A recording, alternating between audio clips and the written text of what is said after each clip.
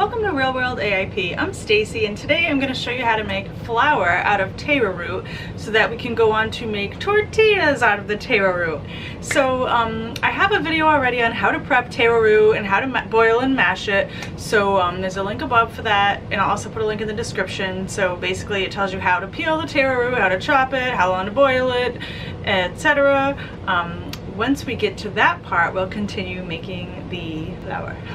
So we boiled and drained our taro root just like in the video, and I'm going to mash this up just by hand with a potato masher.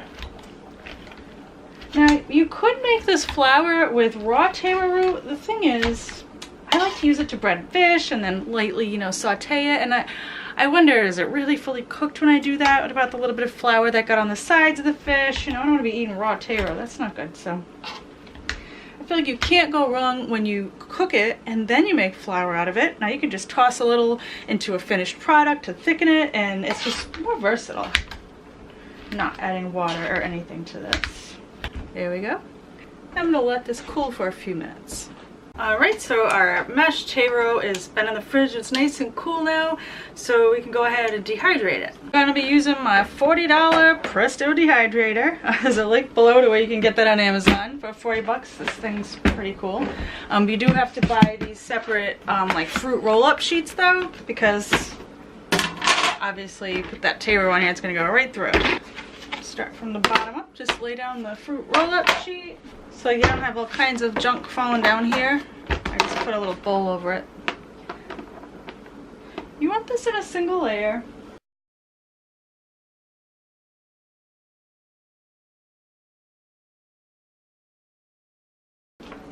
Just keep stacking them, and oops, gotta take that little bowl off first. Stack another one and repeat.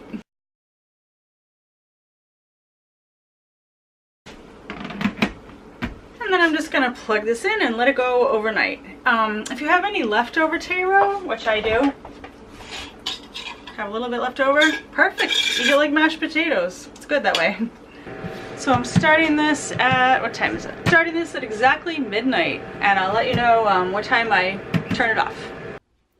So I let this go until 11 a.m. So this was dehydrating for 11 hours. And it's totally dried, crispy, hard all the way through. Alright, so we're left with dried taro crumbles. I'm going to give you this idea and you can run with it, and I'm sure you'll create something amazing with it, right? Just take this crumbly, like, taro, these crumbles. It's just like a piece that you'd find, like, in a granola, like, it's already cooked.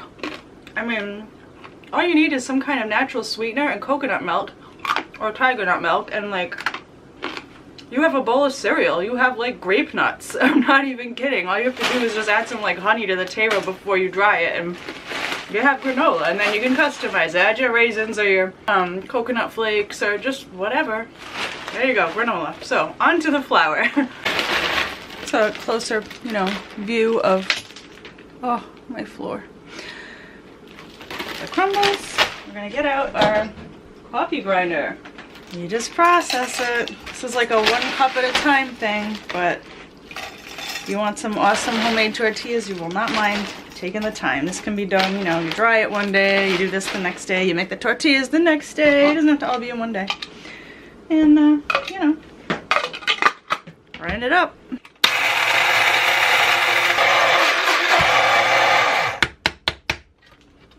That's taro flour. So there you have it. Taro root flour.